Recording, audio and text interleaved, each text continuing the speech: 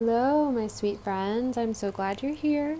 Thanks for choosing to sit with me for a moment and offering me your attention. Living alone and starting fresh has offered me a spaciousness I never thought I deserved. Propagating myself in the desert and stretching my roots out wide, I'm realizing how much love exists within me, how much patience I have for myself, how much room I've created for the older version of me to have their voice and their time to speak through reconnection with older hobbies, older delights.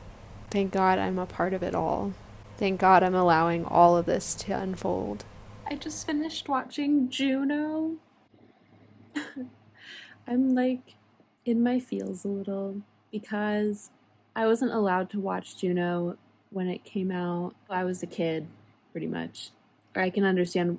I feel like it would have been inappropriate for my brain at that age. 2007. Okay, so 2007, I was like 11 years old. So I can see how that movie would be an inappropriate one for an 11-year-old. I'm glad I've seen it now because it was really precious in a lot of ways, very endearing, very sad situations to be in. And I'm realizing that that's like a really high value for me in films, is for things to feel honest. I love coming of age films. I think that's my favorite genre of movie. It just does something to me. Just does something to my heart. I see how everyone has grown and changed, and like I just saw the Barbie movie and like Michael Cera was in it, and obviously like Elliot is more of himself than he was in that film. Jennifer Garner? Okay, let me tell you about this because Jennifer Garner was on all of the shampoo commercials. I think for Garnier, always had a crush on her, always would watch those commercials all the way through. I just thought and still think Jennifer Garner is so beautiful. I like her face, I like her bone structure, I like her mouth, I like how she talks. I'm softening some butter right now because I was gonna make some like a cherry cobbler. I've made one recently and it was so good and I haven't been able to stop thinking about it, and it's like almost 10 o'clock and I just don't feel like it anymore. I'd have to hit all those cherries. So that'll be a weekend task and you'll get to see it because I'm just gonna vlog a little bit this weekend. Tomorrow I'm trying out a Methodist church, which I've never been to a Methodist. Well, that's not true. The college that I went to was Methodist affiliated. I have been to an inclusive space before. Not that Methodist is synonymous with inclusive, but this particular Methodist church is inclusive, and it's very clear in all of their signage. And so this will be like the first inclusive church that I go to. I'm reading All About Love by Bell Hooks right now, and it's really like punching me in the gut, but I'll talk about that another time. I'm gonna go take a shower, get ready for bed, wind down, and I'll see you tomorrow.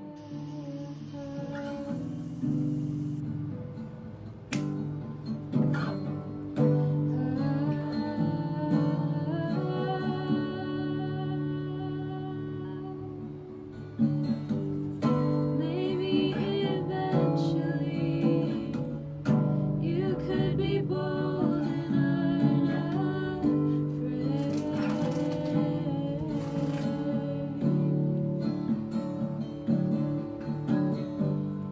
We'd sleep so easily. You could adore me without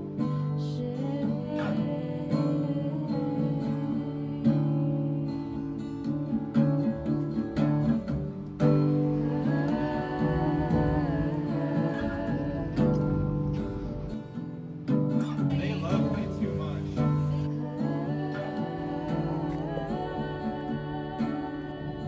So I just dropped some things off at Goodwill. I'm gonna go in. I want to see if I can find some wine glasses that I like because I broke both of mine recently. The first time was dumb. I just left it in the sink and forgot it was in there and it broke. And the second time was dumb because there was a fruit fly on the edge of the glass and I was trying to swat the fruit fly and I hit it into the sink and it broke. I want to find like a suit vest to wear as a top.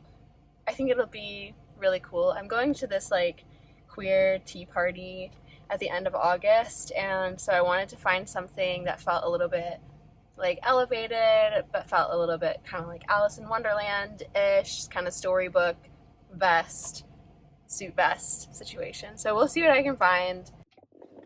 I'm back in my car. Look what I got. It is a goblet. It's really thick. I also got a little one, so you can see the size. And then I got this one that felt so luxurious. Oh, did you hear that? Little sound healing, little healing sound bowl. Where's my dad? I'm all alone. I'm back home. I cleaned out my car. Really what I wanted to do was donate the stuff that was in my trunk so I could move the stuff that's in my passenger seats and put them in the back. So like do like a whole shift of things so that the dogs have space to sit when I take them on their hike tomorrow. I also was looking around for one of those water bottles where you like squeeze the water out and it has like a receptacle and it looks kind of like a lacrosse stick. But yeah, it's just been so hot and dry here. I don't want them to be dehydrated while we're trying to have fun. The other thing I was looking for, the vest. Of course, I didn't find it at Goodwill. I went to Target to look for one of those water bottles that I was talking about a second ago. I found a vest there and I was like, oh. Like I found one, but it was just so orange. I didn't want orange. 'Cause you're right. I've been learning about colors, and I've realized that I need very like muted color palette, but it can be a rich or like a deeper tone or a deeper shade, kind of grayish, kind of muted. I found a burgundy vest there, and I thought, let me just try it on. And then I tried it on, and I felt like, okay, fine, I'll get it. And honestly, it shot me back to 2008. And being a middle schooler and wearing vests all the time. Like I would wear a vest and a tie. Whenever I show the video of me wearing, because I performed at a talent show, whenever I show that video of me in my vest and my tie outfit to friends who I've made now, they kind of just laugh and say like, how did you not know? I don't, there's a lot of reasons why I didn't know. There's a lot. It's the vest on.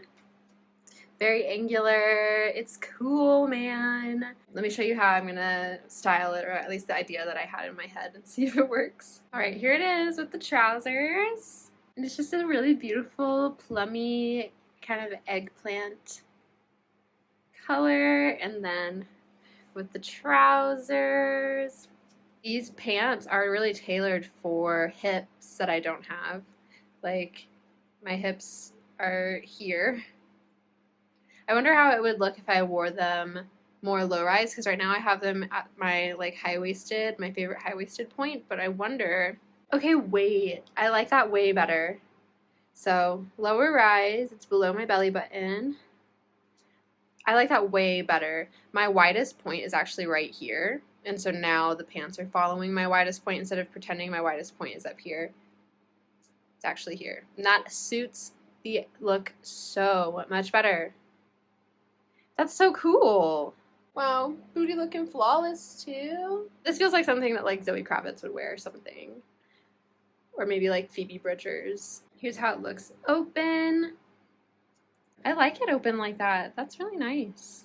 Little tank top underneath. Here it is in a more high contrast way. More relaxed, getting more and more relaxed. I think that looks really good too. I wanted to talk about church briefly. This is my first time as an adult at a Methodist church. First time post deconstruction, in the midst of reintegration of old belief. Immediately there's this lady who came and sat near me and asked me questions about myself, but not that many questions. She kind of just started talking.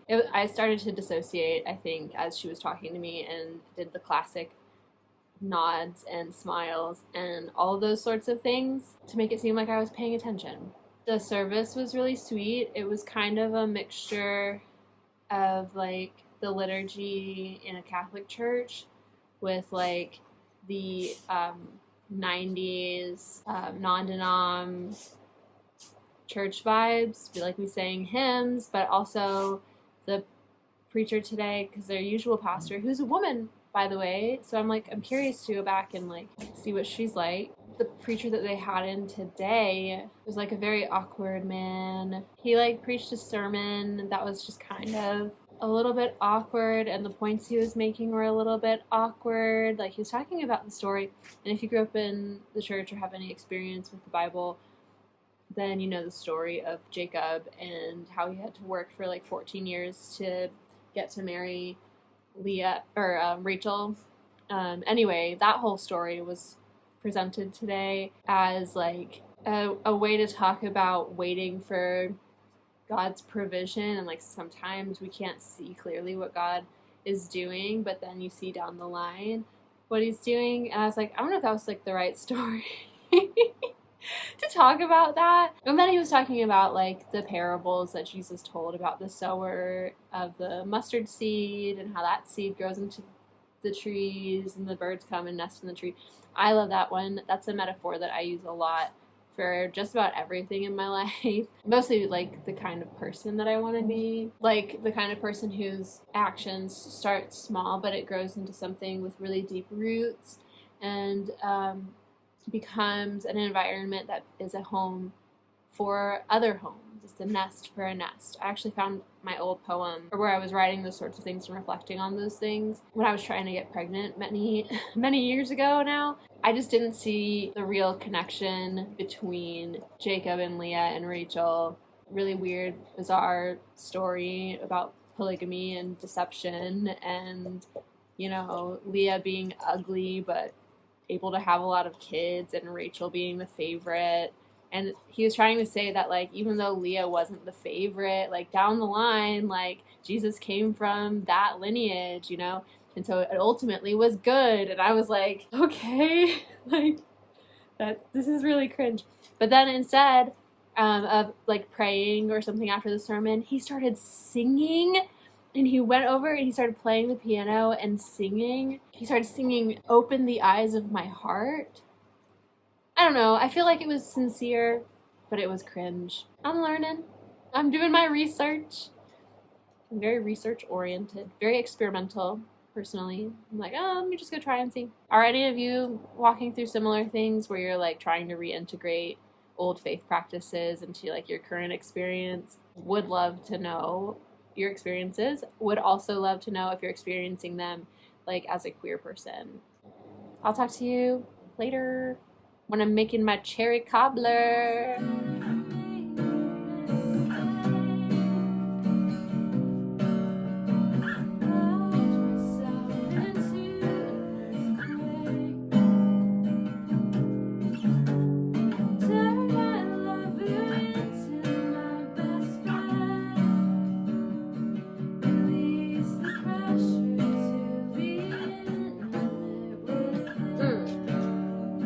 Tastes better in a goblet. I'll tell you that right now.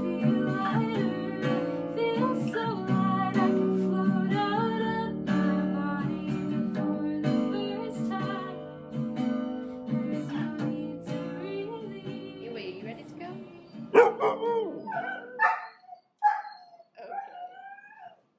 Okay.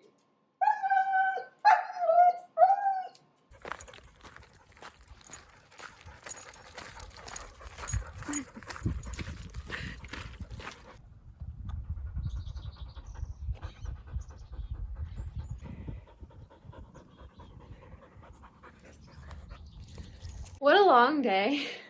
Long but short. There's something about going on a hike or doing something really big that makes you feel like you've had a really busy day. But it was so much fun. I've had such a good day. I'm going to wrap up the vlog here.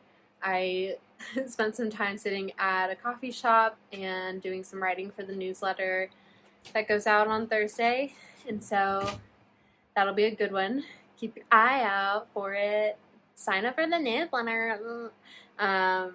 I hope you're treating yourself kindly and gently, and that you have a beautiful week or weekend or whenever you watch this, and talk to you very soon.